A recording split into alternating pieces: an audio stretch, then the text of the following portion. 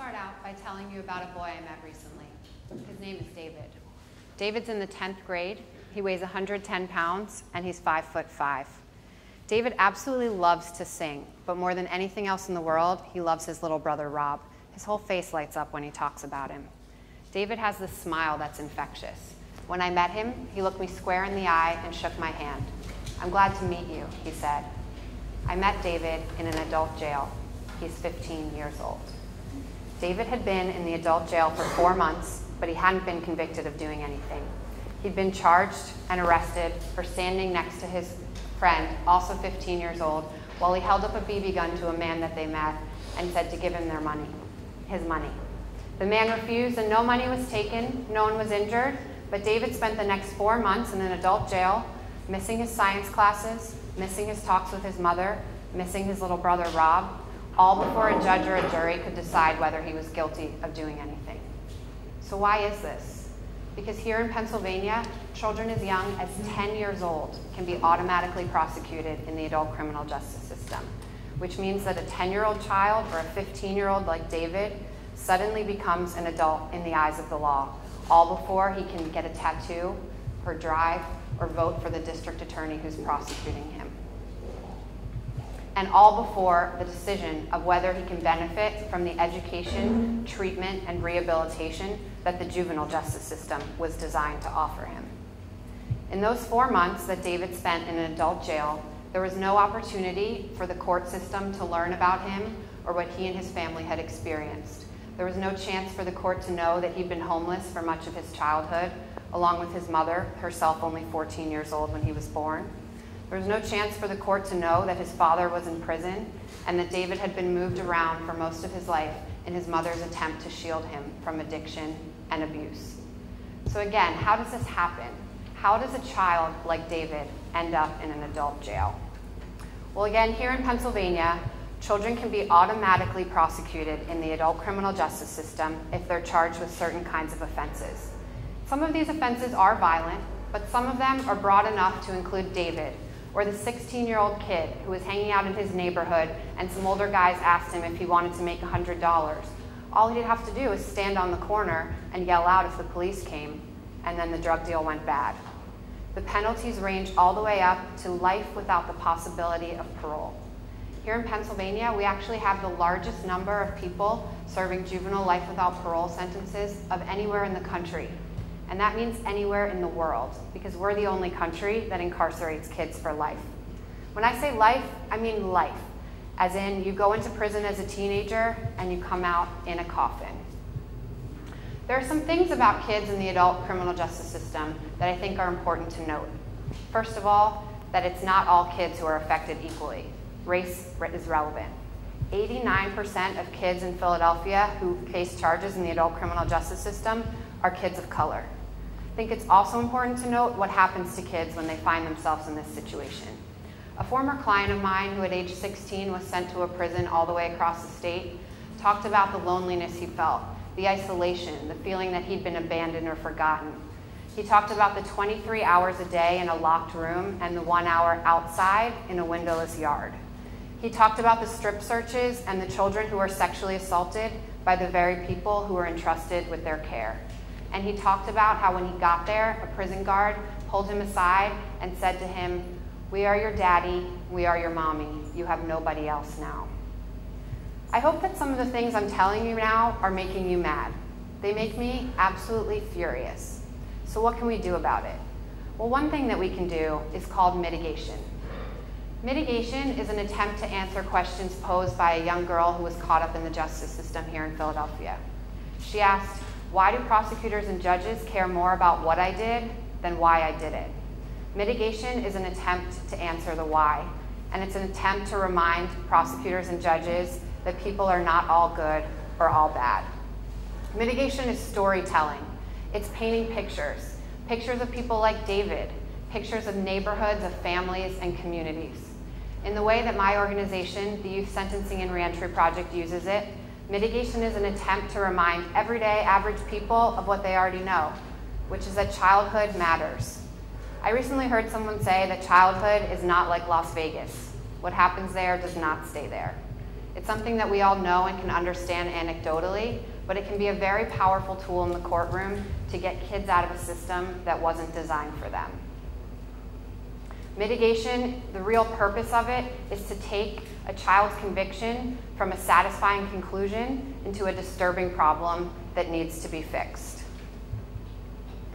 What this is part of a larger movement in the way that medical doctors, social scientists, other lawyers and practitioners are thinking about trauma and the impact of trauma and other adverse childhood experiences on a young person's life and their ability to make choices. It's called being trauma-informed. It's kind of a buzzword right now. Maybe some of you have heard of it. It's sometimes overused and sometimes a little bit empty in definition. But in the way that I think about it, it's about reframing the way that we think about situations. It's about changing the question from what's wrong with you to what happened to you. What that teaches us is that language is important. So when I first started talking about David, I explained to you a little bit about who he is and the kind of things that he likes to do. And I'm guessing that you had a picture in your head of what you thought David might look like. I'm also guessing that that picture would have been a little bit different if I had described David with words like juvenile delinquent, or criminal, or my absolute least favorite, thug. Words like this allow us to create harmful narratives about young people, about their behavior, and about the solutions that are needed to address the situations they're confronting. Language like this is what allows us to pretend that children are something that they're not, fixed in their character, incapable of change, miniature adults who need to be treated accordingly. It allows us to pretend that putting a child in adult prison is going to be good for him, for his family, or for all of us as a society. Instead, what we need are policies and practices that recognize all that comes with a child's experience and that recognizes that all children, need support and structure to learn and to grow. Policies and practices that recognize what the neuroscientists can tell us definitively and that any of us who've ever been to a high school prom or a college frat party can understand experientially, which is that the human brain is not fully developed until a person's mid-20s. And that the decision-making capacity, the ability to understand risks and consequences, and the ability to withstand peer pressure, those are the parts of the brain that develop last. So I recently started a nonprofit organization along with a friend and colleague here in Philadelphia called the Youth Sentencing Reentry Project. And we try to incorporate all of these things into the work that we do to support young people who are facing charges in the adult criminal justice system. I'm not exactly what you would describe as a risk taker by nature. I don't ride my bike without a helmet. I don't go a block in my car without buckling my seatbelt. And I'm still kicking myself for the $5 I once lost to a slot machine. Seriously. So what the hell was I doing just 3 years out of law school, starting this nonprofit organization, building the plane as we're flying it, without what corporate executives or financial planners might describe as savings? Well, the reason I started this organization is because in those 3 years out of law school, I met a lot of people who were in ugly situations and who were forced to make ugly choices. I met Corey, who was homeless and stole a toothbrush from Walgreens and wasn't allowed to enter the first-time offender diversion program because he couldn't pay the admission fee and instead ended up in jail. I met Marcus, who spent 2 years in an adult jail at age 16 because his lawyer, who hadn't bothered to get to know him or learn that he was an honor roll student before his mother died and he was put in foster care, his lawyer presented him with two choices, very simple. You can have 1 to 2 years in the adult criminal justice system, or you can have 3 to 4 years in the juvenile justice system. And without further explanation, Marcus, who's pretty good at math, decided he would take the 1 to 2. The problem was his lawyer hadn't explained to him all the consequences that come with an adult felony conviction. Things that would prevent him from doing what he was looking forward to doing, like pursuing higher education, getting a good job, or stable housing. In those 2 years or 3 years, though, I also met people doing incredible things and saw a lot of positive situations. I met Erica, who used her experience in the juvenile justice system to advocate for changes for those who came after her. And I met Megan, who left the homeless shelter headed for a college dorm room. I met children who were facing the most insurmountable, inconceivable hardships, and they would laugh and tell jokes about their experience. They would cry and reflect, they would grow, and they would change. This combination of ugly and uplifting is what made me realize there actually wasn't a risk involved at all.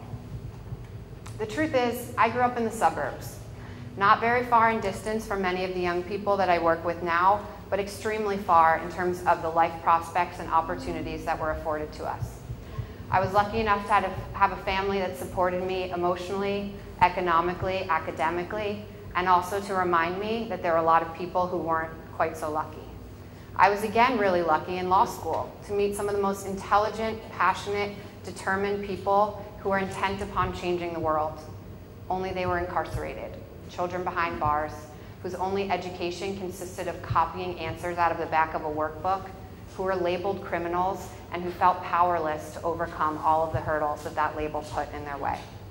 So now at YSRP, we use mitigation or storytelling to help empower individuals and families and to remind court systems that they matter. We at YSRP believe that all children, when given the right opportunities to grow and learn and support, are capable of great things. We also remind the systems that we work in that there's more to one side. There's more than one side to every story, and there's always a counter narrative.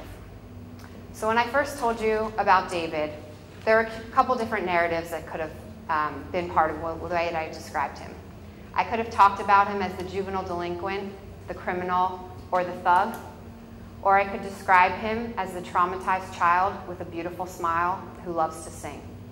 I choose that David, and I hope you'll join me in choosing to reject harmful labels and being intentional about language and considering context before making judgment. Thank you very much.